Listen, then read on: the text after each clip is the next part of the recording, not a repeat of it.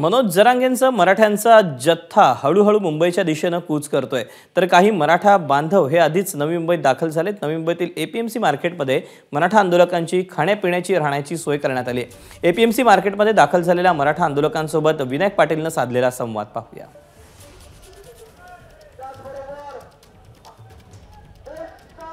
तुम्ही पाहताय जी लोक इथं पोहोचले त्यांची पंगत पडलेली आहे।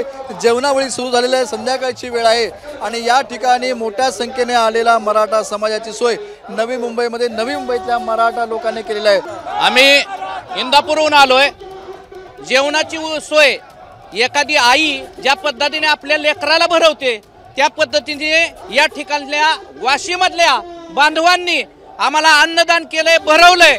परंतु हे सांगू इच्छितो, ज्या वेळेस मराठ्यांचा इतिहास लिहिला जाईल, मराठ्याच्या आरक्षणाचा इतिहास लिहिला जाईल, त्यावेळेस सुवर्ण अक्षराने या वाशीमधल्या बांधवांची नोंद घेतली जाईल। जेवणासाठी बाजरीची भाकरी, ठेचा, जेवणाची ज्वारीची भाकरी, ठेचा, भात, घरच्यासारखं जेवण वाशीकरांनी दिल्याबद्दल आम्ही आंदोलक त्यांचे आभार मानतो।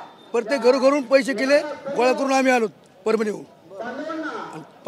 जे आमच्यासाठी पाटील लढले आम्ही त्यासाठी यावंच लागत नाही, आम्हाला आमच्यासाठी लढले ते। आता किती दिवस मुक्काम करणार मग सरकार? म्हणते पाटील तोपर्यंत राहण्याची तयारी आहे।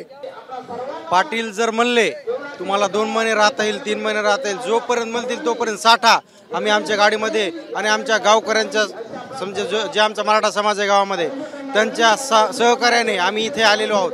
कॅमेरामॅन सचिन शिंदेसह विनायक पाटील, एबीपी माझा, नवी मुंबई। एबीपी माझा, उघडा डोळे बघा नीट।